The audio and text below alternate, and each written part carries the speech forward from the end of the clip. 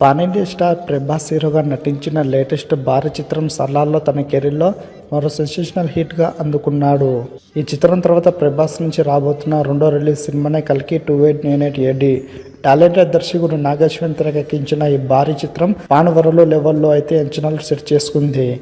First teaser చూశాక చాలామంది తెలుగు నుంచి మరో లర్జర్ దన్ లైఫ్ సినిమా వస్తుందని కన్ఫర్మ్ చేశారు. అయితే ఈరోజు మేకర్స్ అవాంటెడ్ రిలీజ్ డేట్ని లాక్ చేసేశారు. మే 9న గ్రాండ్గా ప్రపంచవ్యాప్తంగా రిలీజ్ చేస్తున్నట్లుగా మేకర్స్ కన్ఫర్మ్ చేశారు. అయితే ఈ అప్డేట్లో ఇంకో ఇంట్రెస్టింగ్ డీటెయిల్స్ మరింత ఆసక్తి రేపుతుంది. దీనితో ఈ సినిమా నేపథ్యం 600 సంవత్సరాలకి మునుపు ఏం జరిగింది అనే దానిపై ఉంటుందని చెప్తున్నారు. ఇక అది మళ్ళీ ఫ్యూచర్ 2898వ సంవత్సరంలో లింక్ ఎలా ఉంది అనేది చూపించనున్నారు.